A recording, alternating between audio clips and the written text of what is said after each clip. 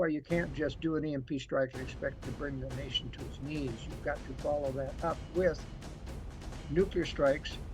And it's my analysis that they're only going to strike military targets in the first preemptive strike in order to blackmail the West into submission. And the trigger event is going to be either an attack on Taiwan or a Chinese dictated attack by North Korea on South Korea. But I think that's the most likely trigger event for World War III is watch China, because Russia can't move nuclear wise until China's ready to back it up.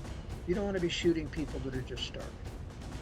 And you want to basically leave the doors open, let them come through and take what they want. Don't leave very much available. Have everything in the secure room that's hidden at basement levels so they can't find you or your goods. And they move on to the next. First of all, you don't want to be anywhere near Europe, because Europe is going to bear the brunt of the Russian invasion during World War III. I tell you, I'm a little bit negative about gold.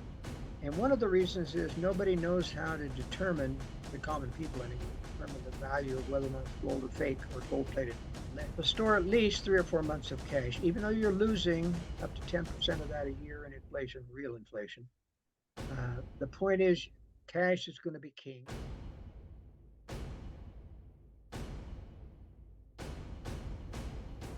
Hey guys, welcome to Capital Cosm. Today I have the one and only Joel Skousen. Joel, thank you for coming on, my friend. Thank you very much. It's great to be with you for the first time, Danny. Yeah, likewise, Joel. So for people who may not know who you are, Joel, give us a little bit of an intro. You are a survivalist, you are a geopolitical analyst, but kind of give us an intro on who you are and what got you into these various fields of interest. Well, that's interesting, Danny. I'm the nephew of W. Cleon Skousen, who wrote the book The Naked Communist, which was a real eye-opener for me when I read it at 17 years old. Now, that's about 40 years ago, 50 years ago. But it was a real wake-up call for me, because it was very clear from his book that it wasn't just communists in the government. There were non-communists protecting the communists in the Roosevelt and Truman administration that McCarthy tried to get out. And I began to realize these people were globalists who were using the communists to break down the social order within the world so that they could replace it with their milder form of socialism and eventually get us into a global government, which is their major intent. So during the Vietnam War, I went into the Marine Corps, and I was headed to be an infantry officer, got an injury when I was doing that, and they gave me a choice of getting out of the Marine Corps or going and flying for the Navy and Marine Corps. And I already had a student pilot license, so I decided to go fly. I flew F4s and A4s during the Vietnam era, and then got out of the military, realized that the military wasn't interested in improvement or innovation. They just wanted yes men to do what they'd always done. And so when I got out of that, I began to pursue my hobby. Even at 17, I designed my first survival home, knowing that things are going to be bad someday. And that's a long time ago. And so I began to see that there was an interest in that. And I started and was one of the pioneers in the survival preparedness movement. Ended up writing my first book, The Secure Home, in about 1980. Followed that in the year 2000 with Strategic Relocation, North American Guide to Safe Places. And followed that by the High Security Shelter book, How to Do a High Security Shelter in Concealed Shelter in the Existing Basement, which is people's cheapest priority for getting a safe room. And I emphasize in my book, Strategic Relocation, our biggest enemy is population density in a major crisis, because you've got 1,000 people per square mile on the East Coast. And when those cities emptied out, they'll, encumber the rural areas with refugees for up to 300 or 400. So one really has to prepare for the onset of a coming World War III with an EMP strike that will precede it, which has been my major geopolitical thesis since 1997. And then I got out of the Marine Corps, began my career as a survival architect, and designed those 3 books. But because I was trained as a political scientist in college, I was attending conservative meetings in Washington, and I met up with Howard Phillips, the chairman of the Conservative Caucus. He liked what he heard me saying in various conventions. And so he invited me to come back to Washington, D.C. and become chairman of the Conservative National Committee in the Reagan administration, where I served there for 2 years and developed my sources and international sources. And I speak multiple languages, so I can access international news, which doesn't get censored as often as American news. And I began my world affairs brief then in 1982. And there was a hiatus for a period of time when I left Washington, began it again in the year 2000 after the Y2K issue. It's been in constant publication since the year 2000. I haven't missed an issue in 24 years. So the reason why I'm bringing you here, Joel, my audience is primarily of the financial nature of the investment types, but they also are gold bugs. Gold bugs carry gold, they buy gold, they hold on to gold for times of turbulence. And for much of that same reason that you would want to prep for crisis in the financial world, there's a whole host of crises that are huge potential of actually happening. And this is why I wanted to have you on, because you just alluded to things like an EMP strike, World War III, and gold, gold and silver, while something that is a component of a survivalist toolbox, is only that, a component. There's many different components that I want to bring to the attention of this audience. So let's go ahead and dive right in. You mentioned that an EMP strike would be preemptive, would be a preemptive strike to World War III, kind of like the prelude to World War III. Can you go into more detail? Well, yes, it's been a military, and as a military officer, I know a lot about military intelligence and done a lot of analysis. But I can tell you that it's part of Russian Chinese military doctrine to drop an EMP strike into the atmosphere. In fact, we know that there are several Chinese satellites which U.S. intelligence suspects already contain nuclear weapons in space, positioned about 250 miles up, that make it ideal for exploding into an EMP strike. Now, that is interesting because it means that there already may be pre-positioned strike vehicles up there. And it takes, by the way, 8 or 9 weapons to blanket the U.S. with a complete grid down EMP strike, not just 1 or 2.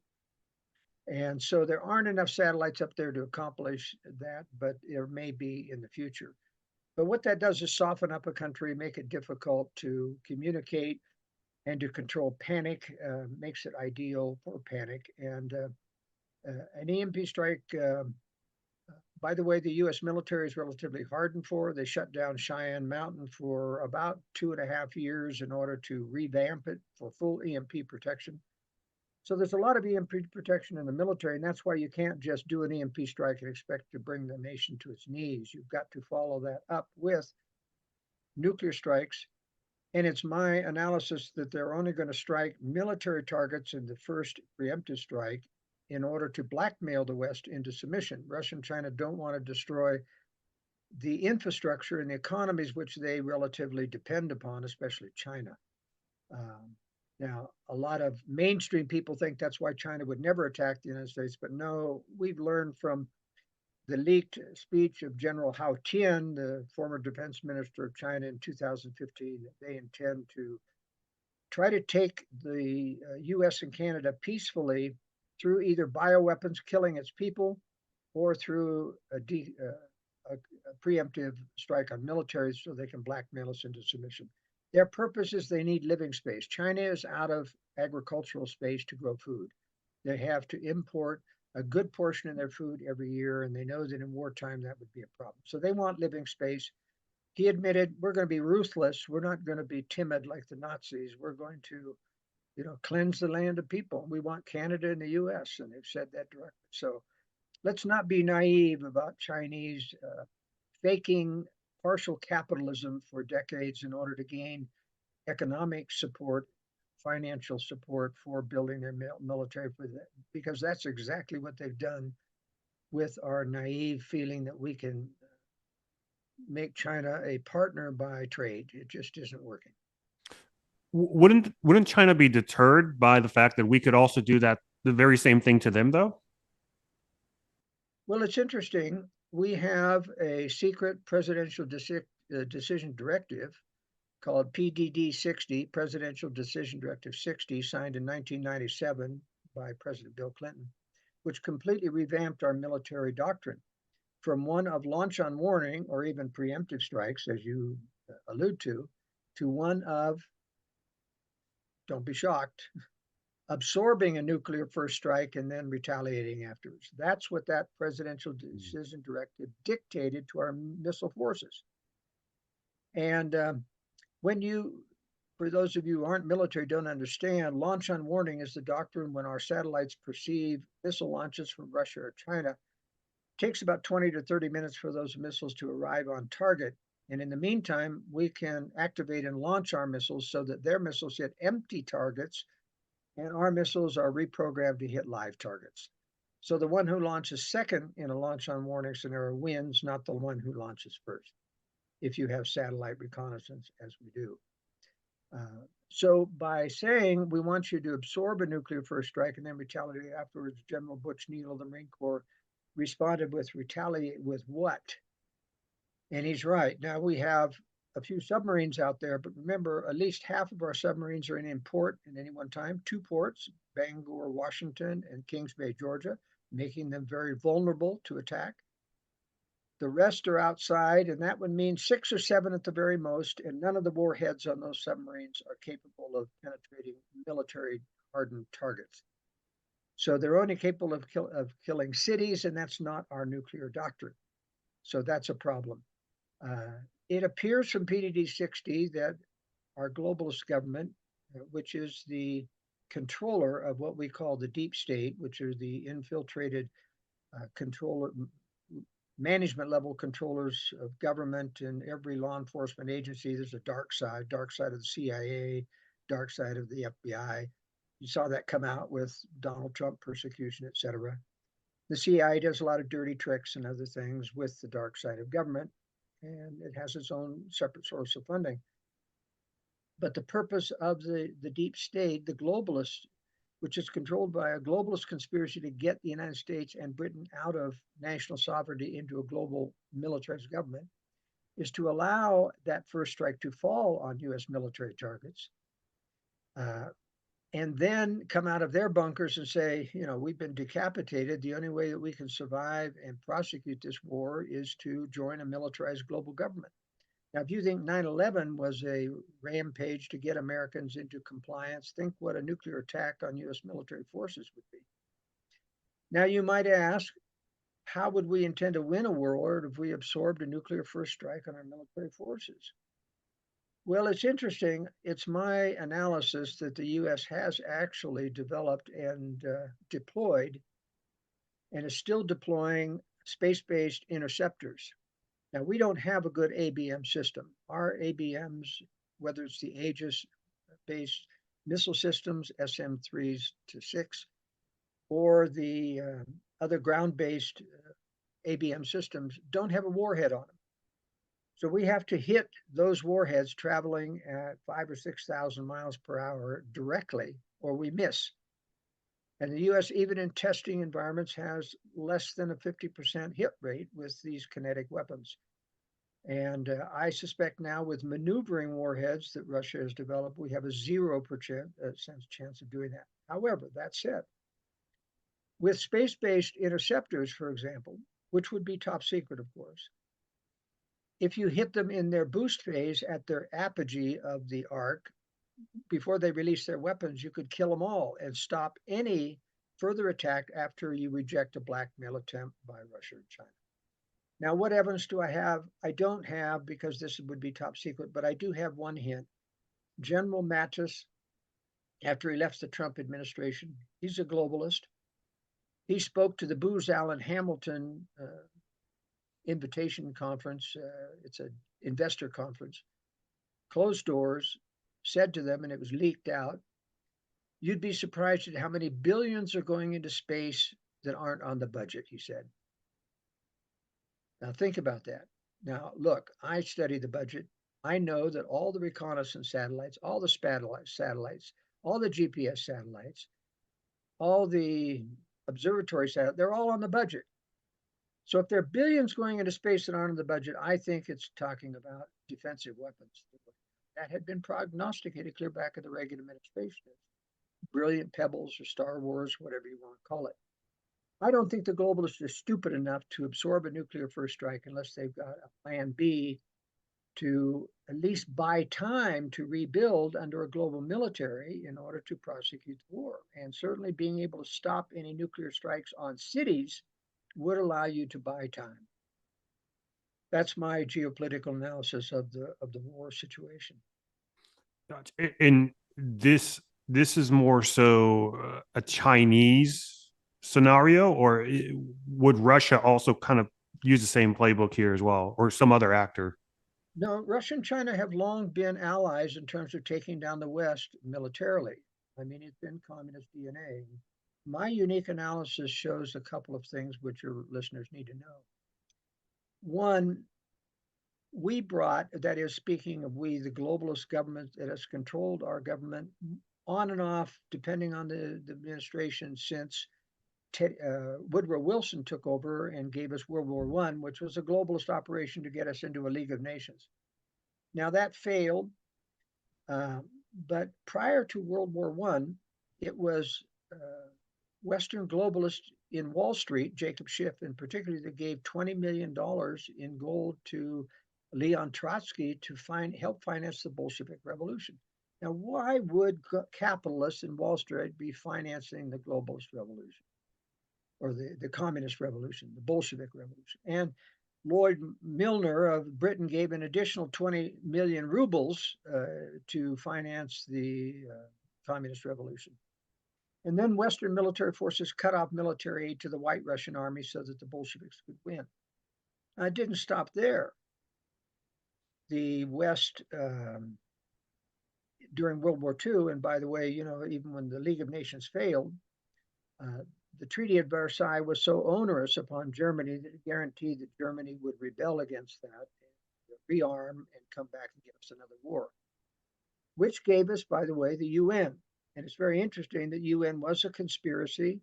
We find in the archives of the war that even from 1943 onward, military use of the word United Nations was going on in the government, United Nations force, before the UN was even created in 1945. That shows how the globals work, waiting for the proper time to give an excuse to form a global nation. But the UN didn't have any enforcement power, didn't have any military power. Peacekeeping, yes, but no force. You have rely on voluntary troops. No taxing power, no regulatory power like the EU, et cetera. So you see, the globalists need one more war to bring us into a global new world order. COVID won't do it. That doesn't require that we get a global government, only an attack war where our military is decapitated. Now, to further show your audience the degree to which the US globalists have secretly funded Russia and China. Remember, we brought Mao Zedong to China to power in China by cutting off military aid to Chiang Kai-shek. We brought Fidel Castro to power in Cuba by cutting off military aid to Batista. We brought the Sandinistas to power in Nicaragua by cutting off aid to Anastasio Somoza, the most pro-Western government in the Americas. And we did more than that. We allowed China to spy. I remember when I was in Washington during the Reagan administration, I had people call me from used aircraft saying, the place is crawling with Chinese that don't work for this company. And they're looking over our shoulder at the various plans. And they told me that they'd protested to the used aircraft administration about this. And so what did they respond with? They locked out all the workers on Saturday and let the Chinese have the run of the factory on Saturday, looking at all the plants. That was clear back in the Reagan administration. Now, I don't think Reagan knew about that, but his Commerce Department was corrupted, and so has every Commerce Department since then, have been letting and authorizing sensitive military intelligence and technology go to China and sell to China by U.S. companies. We, even during the Nixon administrations, we, speaking of the globalist government, courtesy of Henry Kissinger, one of the arch globalists who was national security advisor to Richard Nixon. He kept Nixon under mood altering drugs most of the time so that he'd have an excuse to run the administration. But he talked Nixon into giving the miniature ball bearing technology out of a company in Massachusetts to the Russians so that they could MIRV their missiles. Now, MIRV means multiple independent reentry vehicles or warheads. Prior to that time, Russia only had one warhead per missile. Now we could MIRV them, and now they have 10 to 15 warheads per missile, all courtesy of the United States of America. Now, does this mean we still have a lot of communists in the government? No, no. These are globalists building the two future enemies that they need to create World War III to drive Americans into a global government. And the way you drive them into a global government is to allow the enemies to decapitate the military to preemptive nuclear strike. Nothing else will do it. And that's why PDD 60. Now, you might say, what are the trigger events? Because Russia and China have to at least maintain the appearance that the US is the bully of the world. That was part of the reason for ginning up the war on terror through the 9/11 attack, which I have the evidence on my site, worldaffairsbrief.com, that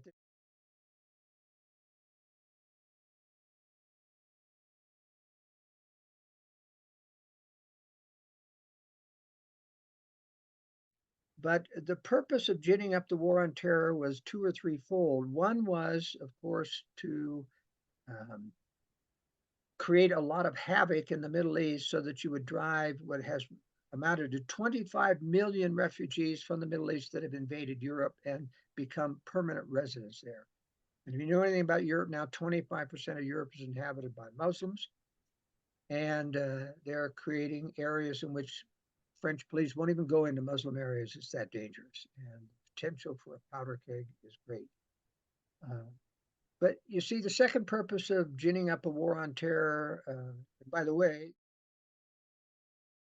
your listeners may not know that, but when they invaded Egypt and attacked Egypt with cruise missiles and other things, supposedly to save the world from Gaddafi, who was in fact the most benevolent dictator Libya ever had. He was giving a lot of wealth to the people and creating schools and hospitals, but he had to be removed. The purpose of that invasion in Libya was to create the wave of terrorists that they could import then into Syria to create what they called a civil war against Bashar al-Assad. In fact, it was a provoked civil war because they imported the terrorists. Very few of them were native to Syria. And then they divided half of those terrorists and they gave them a name change called ISIS. But the US supplied all the arms and all the funding. Israel provided the Arab leaders, which they trained as terrorists to lead ISIS. And they sent them off on a rampage into Iraq. And you ask, why would the US send terrorists into Iraq, which they had conquered, at great expense to taxpayers? And it was to complete this ruse about ruthless Muslim terror that we could not control. You notice in the videos about the orange jumpsuits, about them capturing people and beheading them. Where did they get all those orange jumpsuits? Those are US supplied from our prison system. Nobody else has orange jumpsuits except the US. Where did they get all those 100 white Toyota pickups? And well, the US had ordered those for overseas and then had transferred them all to ISIS. Well, I could go on and on about the deep state running the war on terror and terrorizing Americans and taking away our liberties and passing the Patriot Act, which authorized domestic spying on US people. But in any case, what your listeners need to know is that the globalists have built Russia and China as enemies because they want this war. But they have to understand as well that prior to World War III, and we're getting very close because, and I'll explain why we're getting very close and what the timing is. As we're getting close, they always reverse course and start to attack the very enemies that they've created. So you notice they played footsie with the Russians during the Cold War. They claimed that Reagan won the Cold War by the fall of the Soviet Union. And all the conservatives believed it because they wanted to believe that Reagan won the war by a tough stance and telling Gorbachev, Mr. Gorbachev, tear down this wall, which happened a few years later. But in fact, Russia faked their own demise. It was myself and one other journalist in the UK, Christopher Story, the only two in the world that blew the whistle on the phony fall of the Soviet Union. And to me, it was obvious. Erich Honecker revealed on his deathbed in Chile that Moscow gave him orders to let the student riots in Leipzig, Germany, go forward. And even the students in Germany said, what we couldn't understand, where were the Stasi? They were always lurking in our meetings, and we knew that they would arrest us, but they were nowhere to be seen when we had that protest. And there were many more protests, and all the secret police in Eastern Europe stood down, and none of them interfered with the protest, which was a change. Even the protest in Red Square in Moscow were faked, not because you had to fake the desire of students anywhere to be free in Eastern Europe and in Russia, but the fact that the KGB were told to stand down. I watched a documentary of the Russian students many years after the fact saying, the only thing we couldn't understand during the Moscow Red Square protest is where was the KGB? We just couldn't believe that they weren't there to arrest us. And of course, Yeltsin was sitting on that tank trying to talk everybody about democracy in Russia. But his speech was controlled by the Soviet TV station, which was still controlled by the communists. Why didn't they pull the plug? Because it was a falsified revolution. And part of the proof, and I've got many proofs on my website called, on the phony fall of the Soviet Union. But one of the key elements of that proof is that Vladimir Putin, in his interview with Tucker Carlson recently, admitted flat out that the Russian leadership initiated the fall of the Soviet Union. Now, Tucker didn't bat an eye. He didn't ask any questions. It didn't register on him because he knew nothing. He just assumed, well, that's the way it's always been, isn't it? That Russia initiated. No, it isn't. It was all the official narrative has always been that Russia responded to a spontaneous revolution in all the satellite countries that they couldn't contain. But Putin admitted right there in his face, we initiated it. Now, he gave him a phony excuse why. He said we did it to gain trade and cooperation with the West. Not try. No, he said we did it to gain peace and cooperation with the West. But in fact, they fooled their own demise. In fact, Anatoly Golitsyn, the most prominent defector from Russia, the Soviet Union, predicted that in his two books, Perestroika Deception and New Lies for Old, how Lenin had faked his own demise in his day and that the Soviets were going to play it again when they got behind. And they were getting behind in the arms race. So as a result of the phony fall, the U.S. gave them aid and trade. We rebuilt their entire oil system. Russia would not be the oil powerhouse that it is today if Western oil companies hadn't come in and helped and paid for by U.S. taxpayers to rebuild the oil system. We were sending $100 bills in big suitcases and trunks every week from Kennedy Airport into Moscow. And that's why the oligarchs, when they finally surfaced, these were the actual real communist leaders behind Gorbachev, who came out in the open. They became oligarchs because they were the only ones with the power to tell the state Soviet bank to loan them the money to buy up Gazprom and the oil venues and all of the major industries. That's how they became wealthy. But what, so that's, and the proof that Putin was lying about peace and cooperation is the fact that after the phony fall, we discovered that, for example, the Soviets had cheated on the INF Treaty, the Intermediate Nuclear Forces Treaty. We eliminated our Pershing intermediate missiles and destroyed them all. Russia was supposed to eliminate their SS-22s, which were in these caves in Europe. Guess what? After the phony fall, those missiles were still in all the caves in Romania and Hungary and Czechoslovakia. Still there. Russians never told us about it, even after the phony fall. Now, if you really had repented of your communism, which, by the way, has never happened with any tyrannical government in the history of the world, no major tyranny has ever given up and said, we're going to be peaceful, we're going to get along with you. This was a major lie. Now, if I could see it, if I could see, for example, the phony, the failed coup against Gorbachev, where the KGB couldn't capture him in his relatively undefended villa. I mean, is that believable? It's not. were we to believe that the heads of the KGB and the defense minister and the head of the GRU were to flee for their lives after the failed coup? Nobody in the media asked the question, who were they fleeing from? I did, because it was obvious. Who does the KGB flee from? Who does the defense minister flee from if you've got all power over police, military, and security forces? Now, I'll tell you this, the West knew that they had faked their own demise. The reason the Western globalists and the media didn't blow the whistle on it is because they were still in the mode of protecting Russia, building it as a future enemy. They wanted it to rebuild. They wanted it. We built a new factory for the Soviets to refurbish all their warheads. We were taking down off the SS-18 liquid fuel missiles that we disarmed under the Nunn-Lugar law. And we were giving back the warheads to them and built a factory, a state-of-the-art warhead refurbishing factory, so that they could convert that back to nuclear fuel that we could burn in Western nuclear reactors. But the Soviets, or the Russians, I should say, post-Soviet Russians, locked us out of the factory so that our inspectors couldn't get in, so that you can't tell whether or not they were refurbishing the warheads or giving us new uranium that they had mined for our nuclear power plants. Now, so when Putin told Tucker Carlson that he asked Bill Clinton if we could join NATO, and NATO rebuffed us and said, or Clinton's advisors told him, no, he can't join NATO. The reason Clinton's advisors told Clinton that was because they knew they'd faked the phony demise. They knew that that would be invited the Russians right into NATO, and NATO doesn't have a reason to exist if the Russian threat doesn't exist. So that proves to me that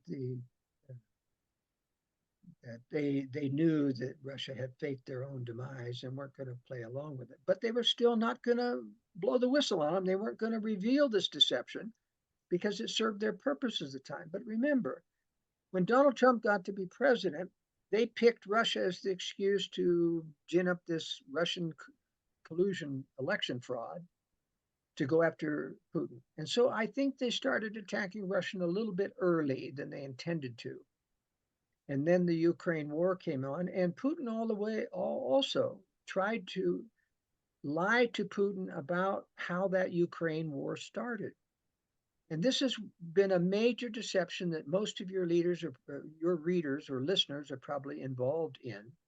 Conservatives have bought hook, line, and sinker that Russia is now the victim of Western aggression and Western provocations because of the phony or because of the Western coup in Ukraine, and that Putin felt threatened by having NATO on his border, and that he had to protect the persecution regimen. But let me just quickly review to you what really happened in this so-called Western coup, which wasn't a Western coup at all. Now, it is true that the West funded the protesters, as they've been funding protests in all the former Soviet states. But the coup was not a Western coup because the president, which was a legitimately elected president, was a communist, Viktor Yanukovych.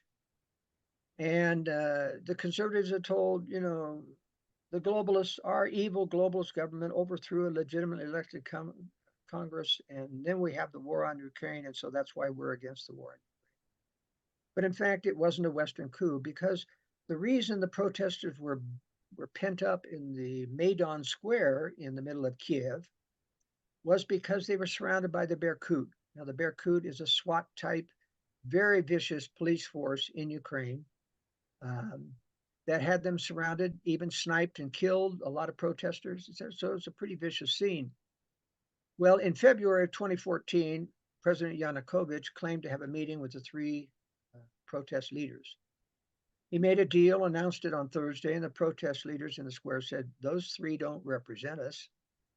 They're fake leaders, and we don't accept what you've come up with. And so on Friday, we woke up thinking, well, the protests would go on, but instead, there were no Berkut, there was no riot police surrounding them. They had all been told to stay in their barracks. All right.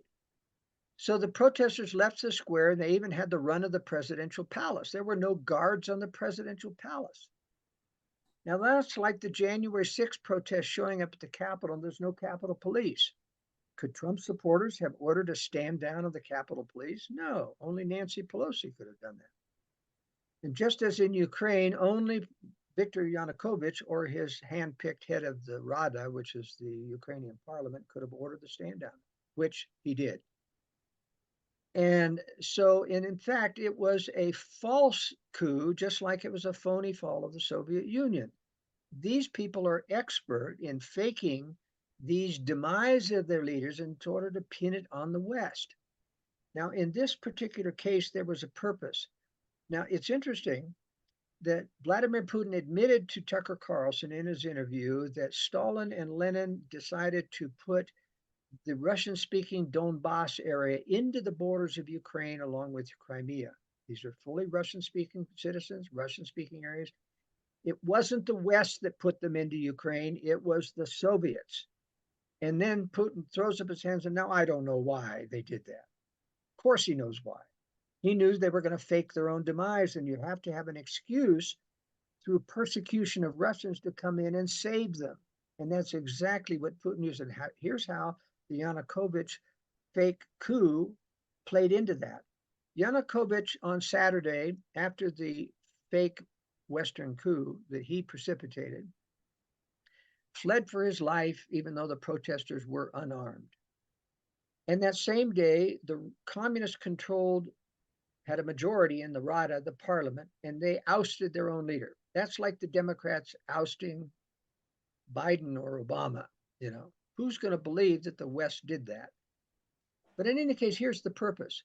After an interim presidency of a month or two, they elected Pietro Poroshenko, who claimed to be a Ukrainian nationalist, but in fact, all his best friends were oligarchs in the Soviet in Russia, what Christopher Story called the continuing Soviets, which they are.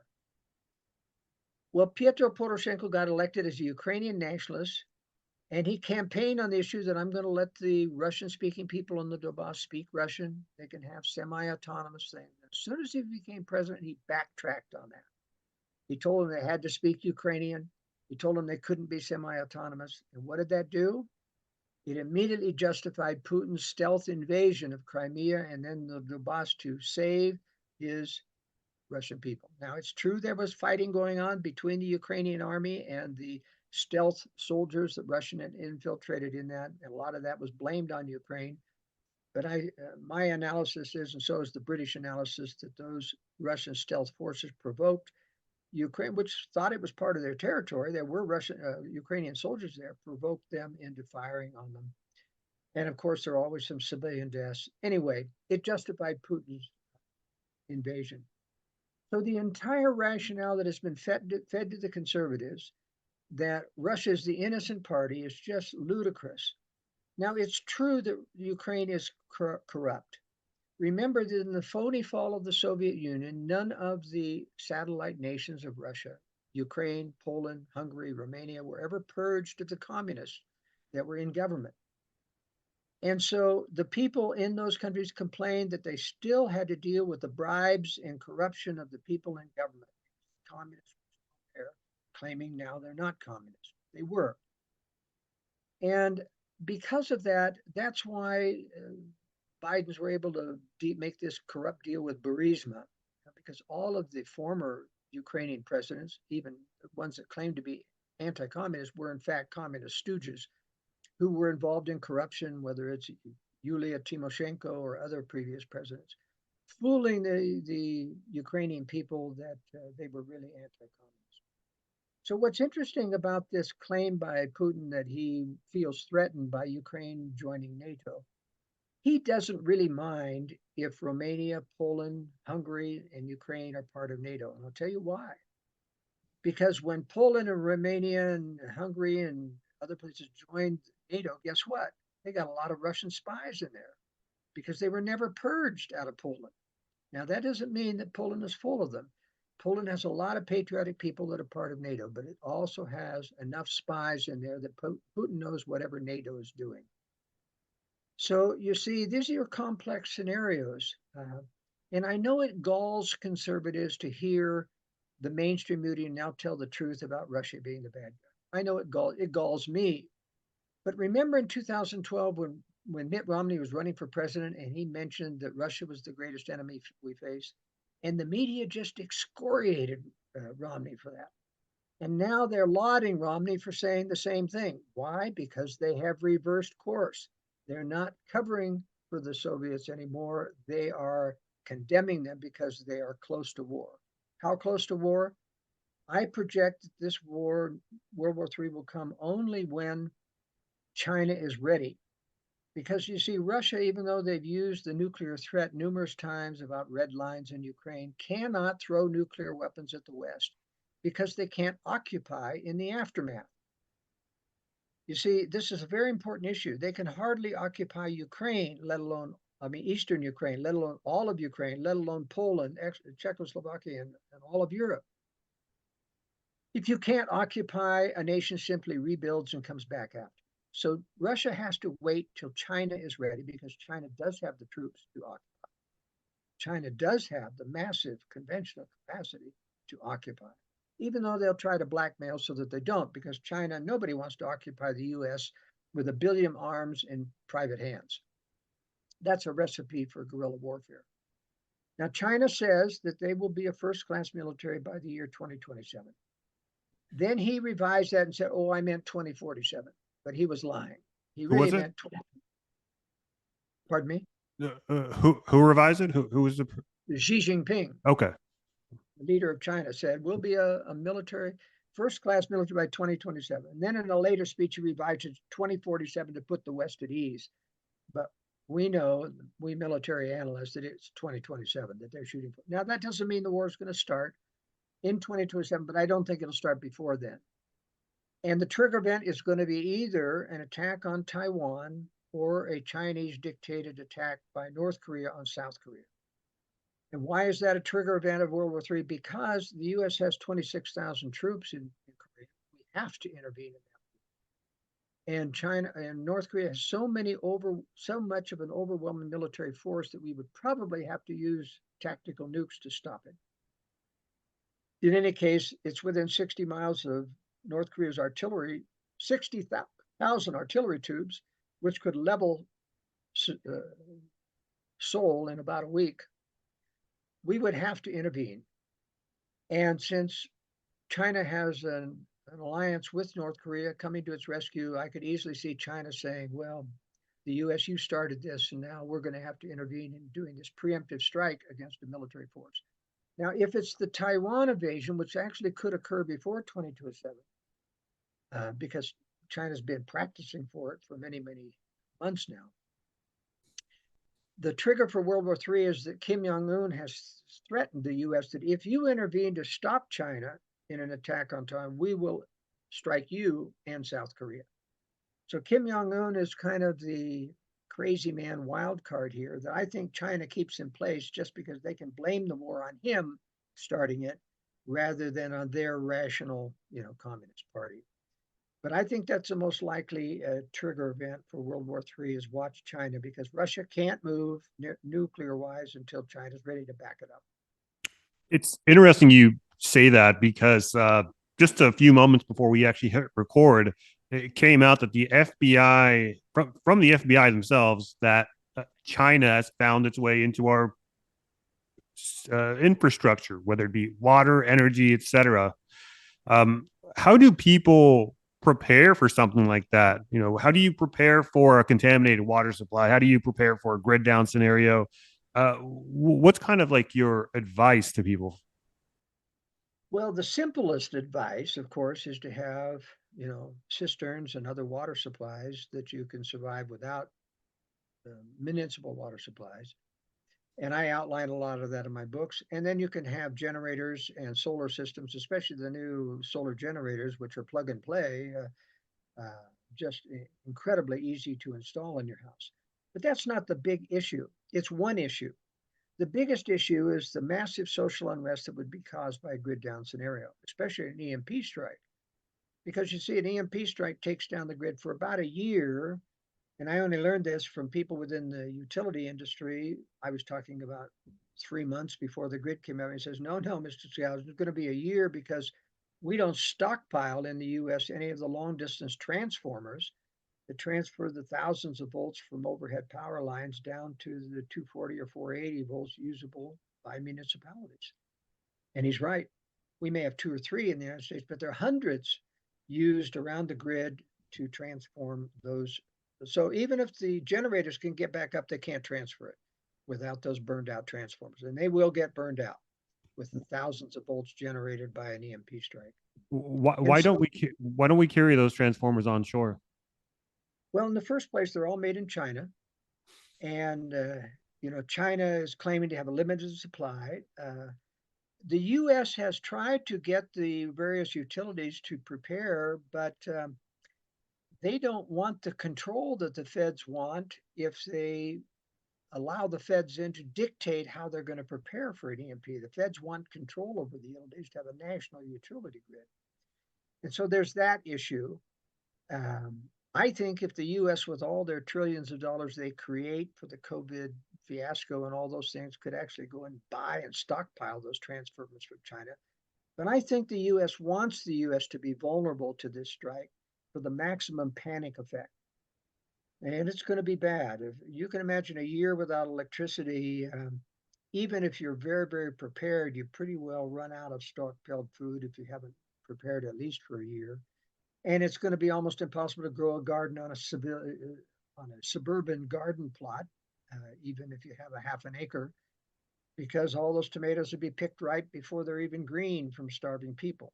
So, as I talk about in strategic relocation, everybody, especially those with money, have to stop thinking about 5 and 10 year investment plans, because I'll tell you, after 2030, that's the maximum time frame I see for this war starting.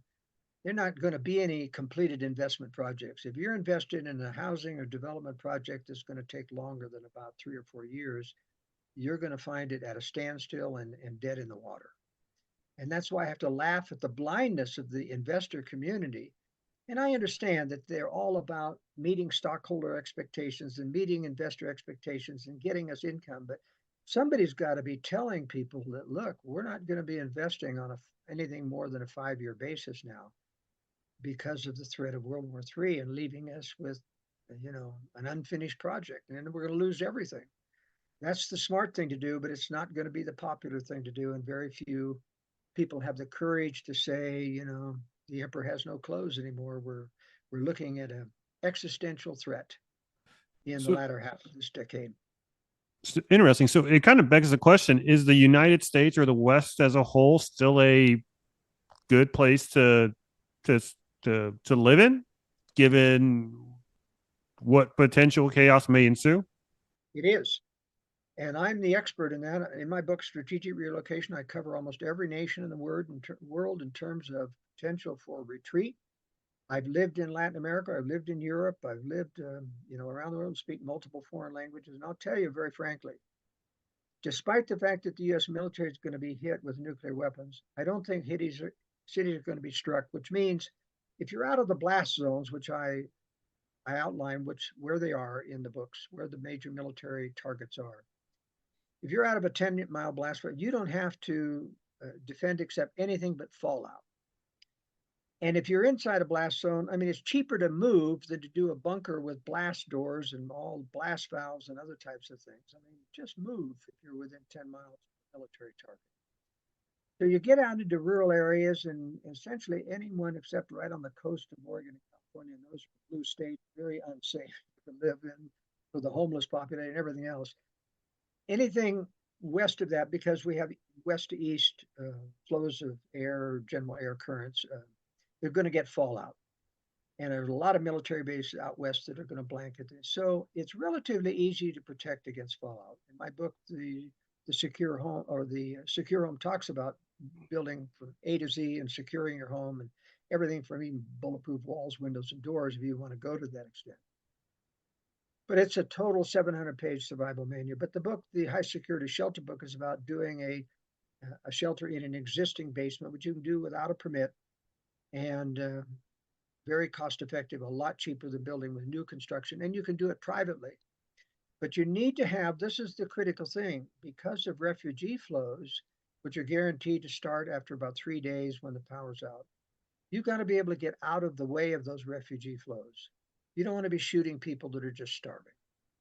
And, you want to basically leave the doors open, let them come through and take what they want, don't leave very much available, have everything in the secure room that's hidden at basement levels so they can't find you or your goods, and they move on to the next house.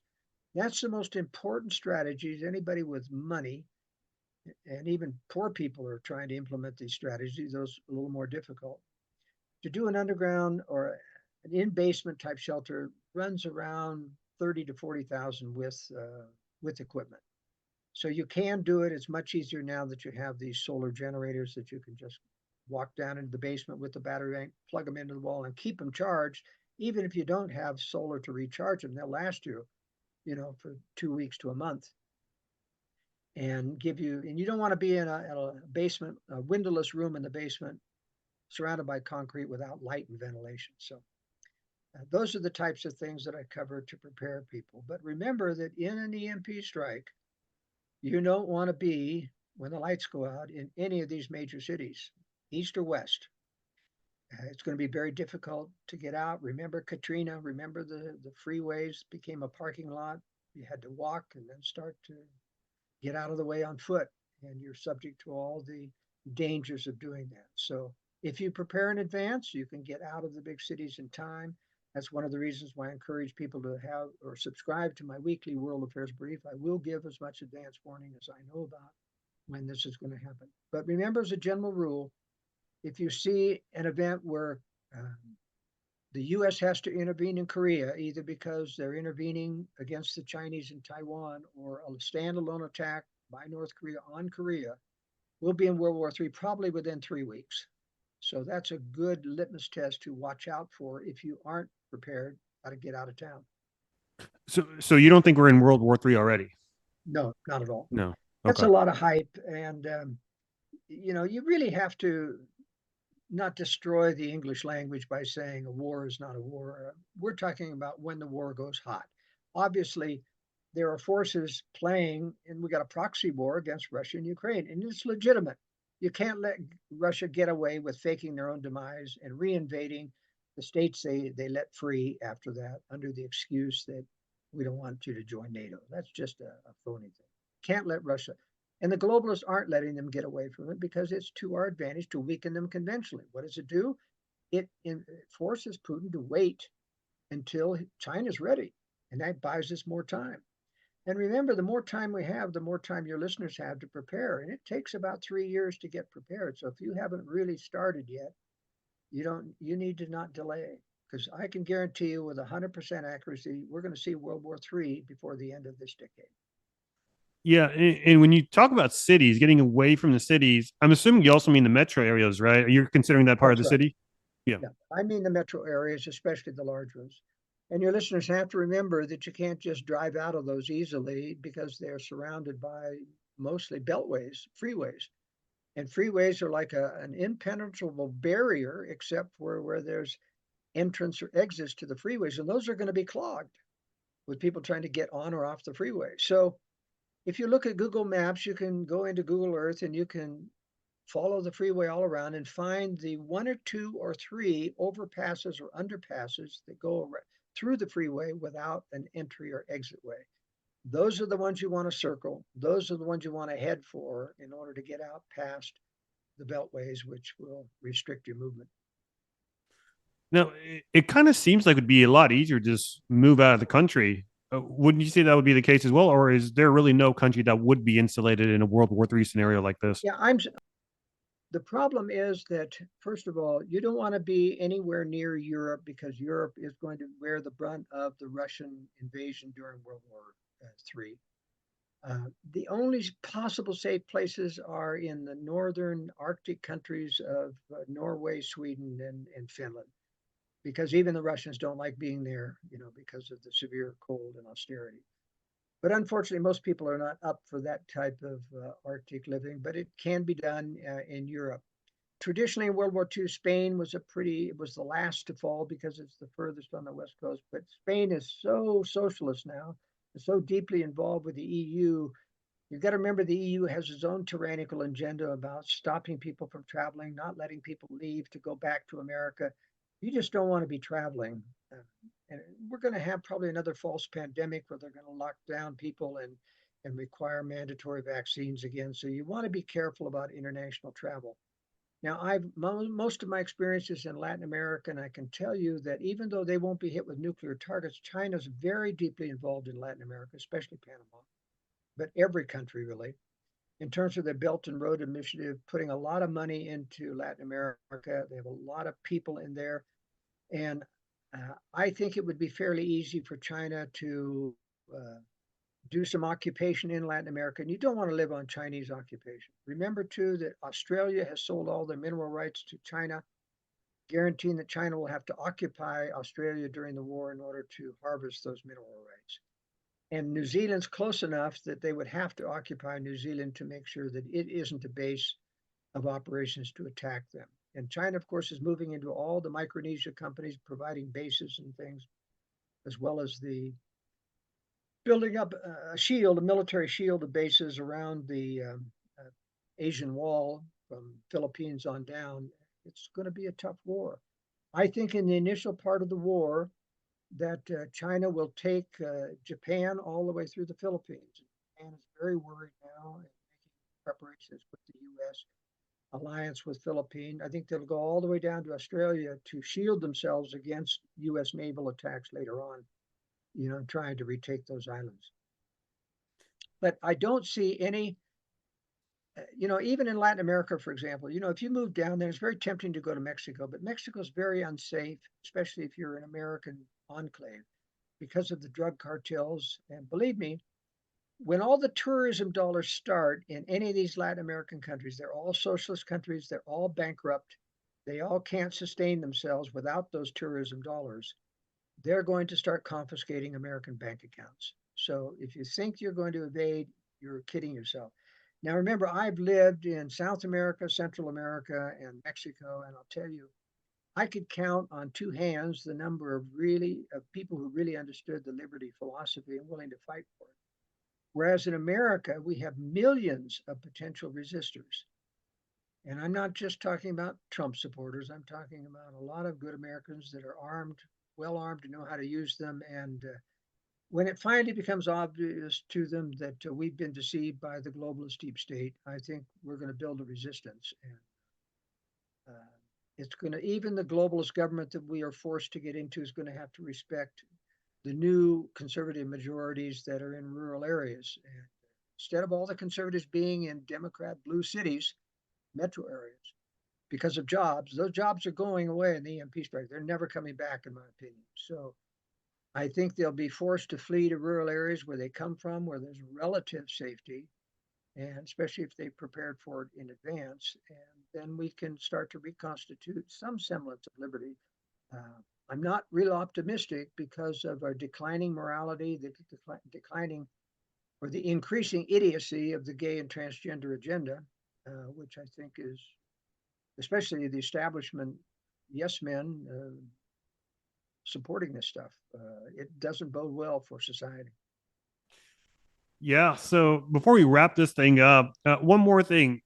As we kind of alluded to before, a lot of my audience are gold bugs, to hedge against inflation and so forth. But in a grid down scenario, in a scenario that we just described, a nuclear strike scenario,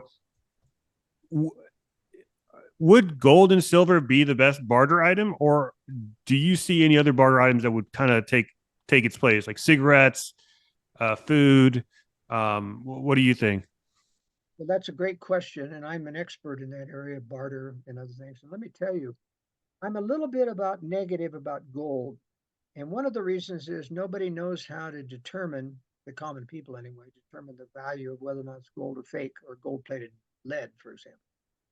Now, there are little instruments that you can buy to try to test those type of things, but nobody in the common thing is going to know that. And besides, how do you get change for a $2,500 gold coin? You can't get change for it. Now, maybe you can buy out if you're trying to get out of the big city or you get kidnapped or something. That's a possibility. I think if there's any precious metal bartering item that's worth anything at all, it's newly minted silver dollars, not junk silver, which is hard to convince person what it's really worth. But a newly shined big coin is going to have barter value. That said, my brother Mark, the economist, often gives silver dollars as tips when he goes traveling in New York and other places. And increasingly has people say, "What's this, man? What are you giving me?" They don't recognize the silver dollar anymore. Now that's disturbing because it means it might even be difficult to convince common people that it's worth $35, but at least it's better than 25. Now, I think the best barter item, and I know this goes against any investment philosophy, the best barter item when the grid goes down is the amount of cash you've got stored around because it's instantly available. So store at least 3 or 4 months of cash, even though you're losing up to 10% of that a year in inflation, real inflation. The point is, cash is going to be king because they aren't going to be running the printing presses anymore. The supply chains are going to, and when that cash is gone, you're going to have to depend on what you've stockpiled. And my philosophy in stockpiling is you eliminate your future need for money. You stockpile everything you normally buy. You have food and water and spare parts for your other types, and you know how to fix things. You've got tools. You can survive without any money. And I may not, that's why you got to practice occasionally living off what you've stored so that you know what you forgot, what you know. And I realize this is a hassle in a day in which we still think we're okay and that we don't see the future threat. But believe me, once the grid goes down, preparation is over. It's not coming back. So what you do in the next 3 or 4 years, which I can really assure you, you still have time, you need to really get busy doing. Another aspect people overlook is hygiene as well. Oh, So yes. like toothpaste, soap, disinfectants, Yeah. medicine, things of that nature as well. Everything you buy. Now, I don't recommend people stockpile medicines. Vitamins, yes, but I think you need to wean yourself off the medicines because they're not coming back. And big pharma is more and more dangerous now that more and more vaccines are becoming mRNA. You simply cannot trust big pharma to tell you the truth about side effects. And you can't trust doctors who are simply yes men to it. So, unless you're really too far over the hill and absolute necessity on medicine with its onerous side effects, I recommend trying to wean yourself off of it. Gotcha. Well, hey, Joel, this has been a pleasure. Although not the best news, but it's news that we all need to hear nonetheless. So, with that said, Joel, any closing comments before we sign off? But yes, I know people are kind of shocked. They get a full dose when they hear, words like mine warning them of things, but don't take my words lightly, is what I would tell you. Um, if you want more evidence, you subscribe to the World Affairs Brief because I go through a lot of these things. I don't repeat myself every time, but occasionally I do for new subscribers' sake. But you'll get a realistic picture of what's going on in the world. And remember that there is hope if you live right and if you live according to the promptings you get in your conscience, your gut feelings and stuff. It'll lead you in the right direction. But don't be a head in the sand denier. These things are really coming. So I encourage you to get prepared. Been a pleasure. 100%. Yeah. Yeah. Any other socials that you want to drop? Like website aside from your World Affairs Brief? Yeah, joelskousen.com is where my preparedness books are. I'm on Amazon as well, but I prefer people buy from my website. Why feed the beast of Joe Bezos? Just I'd rather people support me directly. You'd be surprised the tax Amazon takes out of your purchases. Really? About 7.5%. It's high. Yeah. Yeah. Anyway, Well, on good to be top with of you. the government tax as well. So No, yeah, that's a right. big Not to pile on. mention, yeah. Well, hey guys, if you enjoyed this content, be sure to give it a like, subscribe to the channel if you haven't already, so we can keep getting more guests like Joel on the show. And also comment down below. Are you prepped? Have you fully stocked in? And I will see you in the next episode. Bye, y'all.